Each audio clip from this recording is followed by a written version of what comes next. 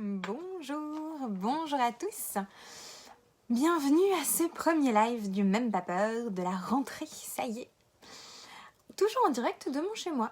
Nous sommes le mercredi 9 septembre. Il est 12h15 et je vous remercie d'être là pour ceux qui sont là en live. Et je remercie les personnes qui nous rejoindront en différé. Alors, n'hésitez pas à partager cette capsule si elle vous semble intéressante. Bienvenue donc à ce premier live d'une série hebdomadaire à laquelle j'ai donné le nom de Même pas peur. Pour ceux et celles qui se joignent à nous pour la toute première fois, mon nom est Anne Riégère. Je vous offre ces lives de réflexion sans d'aucune façon prétendre, toujours, qu'il s'agisse de la vérité, c'est la mienne, c'est toujours mon opinion, à moi, et je vous la partage. Je vous la partage en vous invitant à la commenter. Donc des lives qui vous inviteront toujours à réfléchir sur les peurs que l'on peut rencontrer et surtout notre façon d'y réagir. Commençons. Et si je dis ça, on va penser ça de moi. Et si je fais ça, on va dire ça de moi. Et si je choisis ça, on va penser ça. Vous voyez de quoi je parle ? Je pense. Est-ce que vous n'êtes pas fatigué de penser pour les autres ? Vous n'êtes pas épuisé de vous laisser guider par des pensées, des jugements hypothétiques ? Parce que c'est hypothétique, c'est dans votre tête, qui sont sans doute faux. Et ça, tout simplement parce que vous avez peur de l'autre. Peur de ce qu'il va pouvoir penser, peur de ce qu'il va pouvoir faire, peur de sa réaction, peur de ce qu'il va dire, peur d'aller à sa rencontre, tout simplement. Peur.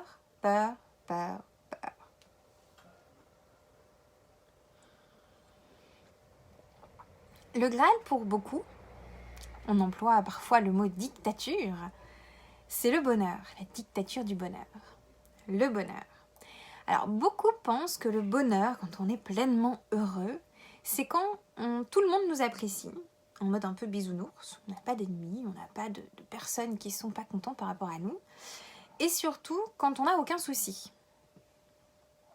Donc, on est dans cette optique de je fais ce qu'il faut de la façon la meilleure pour qu'on puisse m'aimer et qu'on ne me critique pas et que surtout tout le monde soit content. Mais vous savez quoi ? Alors déjà, il y aura toujours une personne qui viendra vous critiquer, plus ou moins violemment, ça dépend. Et il y aura toujours une personne qui n'appréciera pas ce que vous faites, ce que vous proposez, ce que vous choisissez, la façon dont vous travaillez, ce que vous dites ou encore vos choix de vie. Toujours. Et puis, comme je vous disais, c'est pour que tout le monde soit content. Mais votre bonheur, ça vous concerne vous. Donc c'est quand vous êtes heureux. Quand vous vibrez, pour diverses raisons, en lien avec vos choix, avec ce que vous ressentez par rapport à vos proches, on est d'accord. Mais pas uniquement justement centré sur cet autre, sur ce qu'il peut penser. Alors quand cette peur de l'autre arrive, dites-vous ces précieux mots. Si ça fait sens pour moi, on y va. Parce que bon nombre d'entre nous se perdent dans les exigences de notre entourage, restent enfermés dans une éducation qui, certes, nous a appris énormément beaucoup de choses, qui nous a appris des valeurs, mais qui parfois nous freinent dans certains domaines. On se perd aussi dans des croyances qu'on a apprises ou que la société globalement porte et que donc chacun d'entre nous porte un peu. Regardez par exemple ces croyances par rapport au genre. Cette image qu'on a qu'un bonhomme ne doit pas pleurer et qu'une femme doit toujours être plus émotive et sera toujours plus sensible. Alors on sort de ça, timidement, oui. Mais c'est lent et c'est encore bien présent. Alors tout simplement, je vous invite à d'arrêter d'avoir ce discours fatigant, épuisant, décourageant et surtout inutile. Prenez vos décisions, posez vos choix, vos actions dans tout domaine en fonction de vos valeurs à vous, de ce qui vous fait vibrer et de ce que vous ressentez. Tout simplement. En d'autres mots, bougez pour votre bonheur. C'est tout.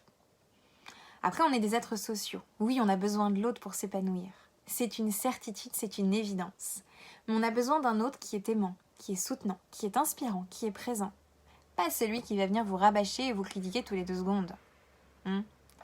Alors ne vous laissez plus étouffer par cette peur d'être jugé, cette peur d'être critiqué globalement, cette peur de façon générale, cette peur de l'autre de façon générale. Libérez-vous et épanouissez-vous. Puis cet autre, ça peut être un soutien. Cet autre peut vous apporter une aide, peut rêver avec vous, peut vous aider à rêver plus grand même encore, peut faire un petit bout de chemin avec vous.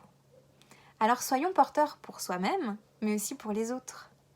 Votre ligne directrice, c'est vous qui la fixez, et pour vous. Alors appliquez-vous chaque jour à la suivre, à la créer, à l'enrichir. Appliquez-vous chaque jour à poser des actions vers vos buts, vers vos objectifs, vers vos rêves, même si vous en avez mal au bide. Appliquez-vous, investissez en vous. La rentrée est là depuis quelques jours, quelques semaines pour certains. Et l'été a pu nous permettre de prendre un peu de repos, de prendre un peu de recul aussi. Et maintenant, on remet tout doucement la machine en marche. On pose les choses, on se met en route vers nos souhaits, nos rêves les plus chers. Un pas à la fois. Alors je vous invite à poser sur papier vos objectifs pour les prochains jours, semaines, mois, même années. De les détailler, de déterminer les étapes pour y arriver, quel que soit votre projet. Qu'il soit professionnel, personnel, au sein de votre famille, qu'importe. Et on se met en route, en s'appliquant à faire la sourde oreille aux critiques, aux réflexions peu porteuses. Alors, à vos papiers, à vos rêves, et belle journée.